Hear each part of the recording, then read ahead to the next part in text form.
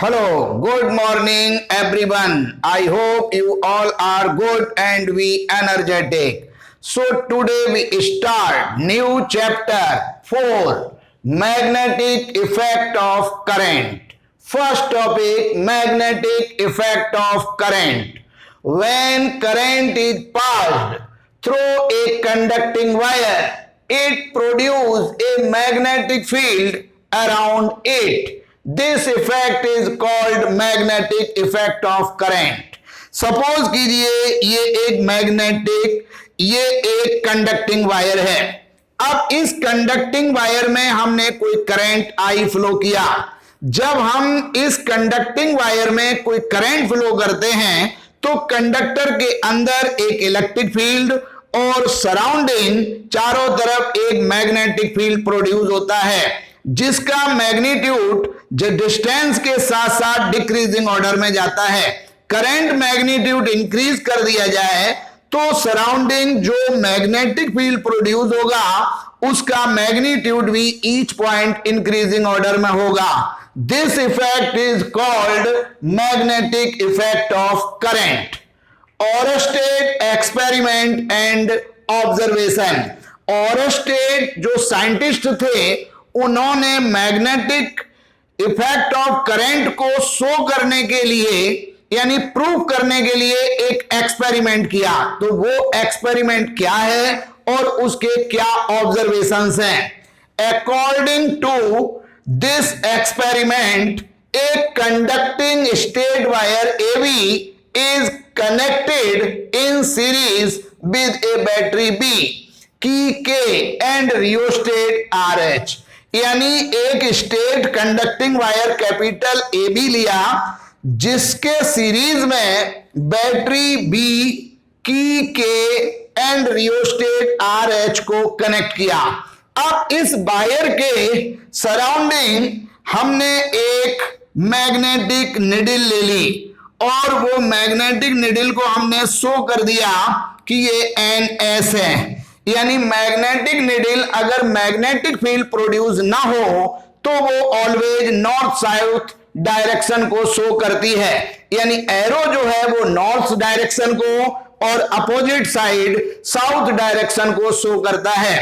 तो अब हमने ये एक सर्किट बना लिया, यानी कंडक्टिंग वायर में बैटरी की और रियोस्टेट को सीरीज में कनेक्ट कर दिया और उसके पास हमने एक मैग्नेटिक निडल रख दी. अब observation number 1, if key is off यानी की ऑफ है, यानी no current flow in wire AB, यानी जो हमारा स्टेट कंडक्टिंग वायर AB है उसमें कोई करंट फ्लो नहीं हो रहा है. Then show the magnetic needle in north south direction, यानी मैग्नेटिक निडल जो है वो नॉर्थ और साउथ डायरेक्शन को शो करेगी.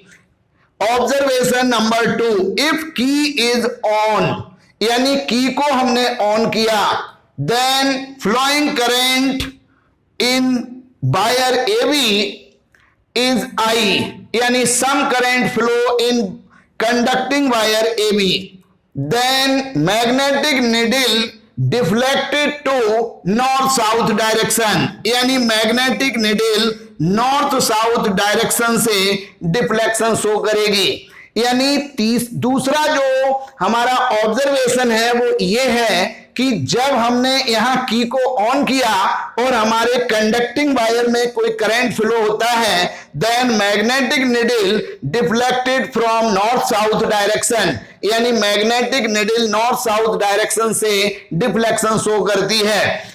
Observation number 3, if current is increased from rheostat, rheostat की हेल्प से हमने जो कंडक्टिंग वायर में करंट फ्लो हो रहा है उसको इंक्रीज किया, then magnetic needle also greater deflected from north south direction, यानी मैग्नेटिक निडल है वो नॉर्थ साउथ डायरेक्शन से ग्रेटर डिफ्लेक्शन शो करेगी. और magnetic needle north south direction से जितना ज्यादा डिफ्लेक्शन शो करेगी, मैग्नीट्यूड ऑफ मैग्नेटिक फील्ड उस जगह पर उतना ही ग्रेटर होगा. Next observation, if current direction is opposite, यानी बैटरी के टर्मिनल अपोजिट कनेक्ट कर दें और करंट की जो डायरेक्शन है कंडक्टिंग वायर में वो V टू A कर दें, तो magnetic needle deflection is opposite, यानी मैग्नेटिक निडल का जो डिफ्लेक्शन है वो पहले का अपोजिट हो जाता है। इसका मतलब ये हुआ कि magnetic field magnitude is same if current is also same but direction is opposite. Next observation, अगर हम इस मैग्नेटिक निडल को वायर के दूसरी साइड रख दें तो deflection is also opposite. It means wire के वन साइड मैग्नेटिक फील्ड की जो डायरेक्शन है अपोजिट साइड डायरेक्शन अपोजिट होगी। यानी कुल मिलाकर के जो ऑरस्टेड एक्सपेरिमेंट है उससे हम ये समझ पा रहे हैं कि किसी कंडक्टिंग वायर में अगर हम कोई करंट फ्लो करें तो surrounding magnetic needle north south direction से डिफ्लेक्शन शो करेगी। इट मींस वहां एक मैग्नेटिक फील्ड प्रोड्यूस होता है। कारण यह है कि मैग्नेटिक निडल नॉर्थ साउथ से डिफ्लेक्शन तभी शो करती है जब वहां पर एक मैग्नेटिक फील्ड प्रोड्यूस हो, और करंट का मैग्नीट्यूड इंक्रीज करने पर ये डिफ्लेक्शन आल्सो इंक्रीज होता है। इट मींस मैग्नेटिक फील्ड का जो मैग्नीट्यूड है वो इंक्रीज होता है। करंट बढ़ाने पर इंक्रीज होता है, डिस्टेंस के साथ साथ ये जो डिफ्लेक्शन है वो डिक्रीजिंग ऑर्डर में जाएगा। यानी करंट तो कांस्टेंट है लेकिन मैग्नेटिक निडल को वायर से दूर ले जाएं तो डिफ्लेक्शन डिक्रीज हो जाता है। तो ये सारे observation according to Oersted experiment. Magnetic field, the field produced around a conducting wire due to flow of current in it is called magnetic field। यानी जब हम किसी कंडक्टिंग वायर में कोई करंट फ्लो करते हैं तो मैंने बताया कि सराउंडिंग एक मैग्नेटिक फील्ड प्रोड्यूस होता है। तो जितनी एरिया में मैग्नेटिक फील्ड प्रोड्यूस होगा उस एरिया को ही हम मैग्नेटिक फील्ड एरिया बोलेंगे। यानी with respect to distance intensity of magnetic field is decreasing. अगर हम वायर से जैसे जैसे डिस्टेंस इंक्रीज करेंगे magnetic field intensity decreasing order में जाएगी, और अगर करंट मैग्नीट्यूड इंक्रीज करेंगे तो सराउंडिंग जो मैग्नेटिक फील्ड प्रोड्यूस होगा उसका magnitude each point increasing order में होगा। The number of lines of magnetic lines of force crossing a unit area in the magnetic field is called magnetic field intensity. तो जैसे मान लीजिए कि कोई कंडक्टिंग वायर है उसमें करंट फ्लो किया, अब उसके सराउंडिंग एक मैग्नेटिक फील्ड प्रोड्यूस हुआ तो उसकी इंटेंसिटी ईच पॉइंट डिफरेंट होगी। तो यहां पर मतलब जो है number of magnetic lines of force crossing a unit area, unit area से जो number of magnetic line cross होंगी वो मैग्नेटिक फील्ड इंटेंसिटी को डिनोट करेगी। यानी जितना मैग्नेटिक फील्ड इंटेंसिटी ग्रेटर होगी magnetic lines of force unit area से ज्यादा पास होंगी। यानी magnetic lines of force intensity increasing order में होगी जब लाइनें पास पास होंगी। It's also called magnetic induction. Magnetic field intensity को मैग्नेटिक इंडक्शन भी बोलते हैं और मैग्नीट्यूड ऑफ मैग्नेटिक फील्ड भी बोलते हैं। It is a vector quantity and denoted by capital vector B, unit of magnetic field in SI system. Tesla scientist name है, symbol capital T, weber per metre square, newton per ampere into metre. अब newton को भी अगर हम तोड़ें तो KG metre per second square, यानी KG metre per second square, और अपॉन में एम्पियर इंटू मीटर, तो एम्पियर आ गया यहां पर और मीटर से मीटर कैंसिल हो जाएगा तो यूनिट बन जाएगी किलोग्राम पर second square ampere. Unit in CGS system gauss और Maxwell per centimetre square.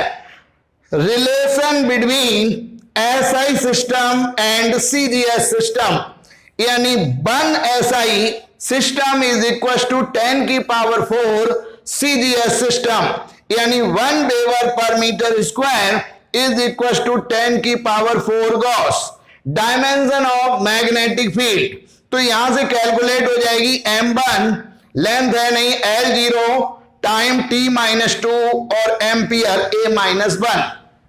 Magnetic flux, the magnetic flux crossing an elementary area vector dA, यानी मैग्नेटिक फील्ड की एलिमेंट्री एरिया वेक्टर dA से pass होने वाला magnetic flux is equal to the scalar product of magnetic field intensity and elementary area vector dA, यानी किसी magnetic field की elementary area से pass होने वाला जो मैग्नेटिक फ्लक्स है is equal to the scalar product of magnetic field intensity capital vector V and elementary area vector dA. Magnetic flux is a scalar quantity and denoted by phi b, but here जो है area is elementary, so passing magnetic flux is also elementary, so magnetic flux is denoted by d phi b is equals to vector V dot vector dA. So d phi b is equals to b dA cos theta. Here theta angle between magnetic field intensity and elementary area. Its unit यानी unit of magnetic flux. तो यहां पर b जो है वो magnetic field की unit है, यानी टेस्ला इंटू मीटर स्क्वायर, और b की यूनिट मैंने बताई थी weber per metre square into metre square, तो फ्लक्स की यूनिट वेबर हो गई। अब अगर हम डायमेंशन की बात करें तो डायमेंशन जो मैग्नेटिक फील्ड की थी उसमें एरिया का प्रोडक्ट कर देंगे, तो m1 L2 t-2 और A-1 ये मैग्नेटिक फ्लक्स की डायमेंशन है। बायो-सावर्ट्स लॉ, जैसे कोई कंडक्टिंग वायर में हम किसी बैटरी के थ्रू कोई करंट फ्लो करते हैं तो इसके सराउंडिंग एक मैग्नेटिक फील्ड प्रोड्यूस हो जाता है।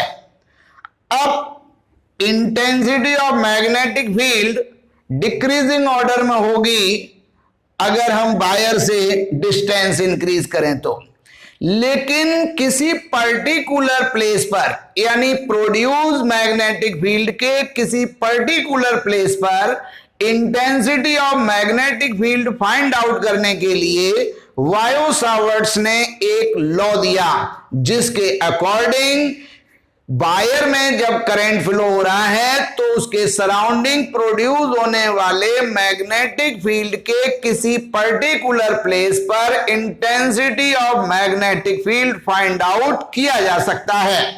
So according to Biot Savart law the magnetic field intensity vector dV, यानी किसी हम पर्टिकुलर सर्टेन वायर के लिए एलिमेंट्री वायर के लिए निकाल रहे हैं, so magnetic field intensity is also elementary vector dV at a certain point P due to a current carrying elementary length vector dl is. Suppose कीजिए हमारा ये एक कंडक्टिंग वायर है जिसमें हमारा कोई करंट I फ्लो हो रहा है। अब इस वायर से हमने स्मॉल r डिस्टेंस पर सपोज कोई पॉइंट P है जहां पर हमें magnetic field intensity find out करनी है, तो हमने सपोज कीजिए एक एलिमेंट्री लेंथ या ली वेक्टर dl और उसमें जो करंट की डायरेक्शन है वो डायरेक्शन इसके टेंजेंशियल होगी, ये यहां पर ये एंगल थीटा है। तो at point P produce magnetic field intensity number 1 dB is directly proportional flowing current in the conducting wire, यानी dB directly proportional I, equation first. Number 2, produce magnetic field intensity is directly proportional elementary length of the conducting wire dl, यानी जितना length wire की greater होगी magnetic field intensity भी greater produce होगी। Number 3, produce magnetic field intensity is directly proportional sin theta, here theta angle between distance and direction of current in elementary length, equation third। fourth number, produce magnetic field intensity at point P is inversely proportional square of distance, यानी dV inversely proportional r square, equation 4। From equations first, second, third and fourth, इन चारों को combined किया तो dV is directly proportional I dl sine theta divided by r square. Directly proportional sign हम हटाएंगे तो constant k, तो dV is equal to k I dl sine theta divided by r square. Here k is constant, its value is k is equal to mu not upon 4 pi is equal to 10 की power -7 weber per ampere into metre, यानी यहां पर जो k की value है वो mu not upon 4 pi is equal to 10 की power -7 weber per ampere into metre. So dV is equal to mu not upon 4 pi I dl sine theta divided by r square. अब ये हमारा magnetic field intensity find out हो गई किसी particular point P पर due to elementary length and conducting wire flowing current is I। अब magnetic field intensity is a vector quantity, so vector dV is equal to mu not upon 4 pi I dl sine theta divided by r square. अब जब इधर direction होगी तो RHS में भी direction show करनी होगी। RHS में all quantity is scalar, so multiple in unit vector, तो यहां पर vector dV is equal to mu not upon 4 pi I dl sine theta upon r square r cap, और vector dV is equal to mu not upon 4 pi I, मैंने r का यहां multiple कर लिया I r dl sine theta divided by, अब r यहां भी करेंगे r क्यू r cap, so vector dV is equal to mu not upon 4 pi I vector r cross vector dl, क्योंकि यहां पर क्रॉस प्रोडक्ट होगा और डिवाइडेड बाई r की पावर 3। तो हम मैग्नेटिक फील्ड इंटेंसिटी को वेक्टर फॉर्म में इस तरह से भी डिनोट कर सकते हैं।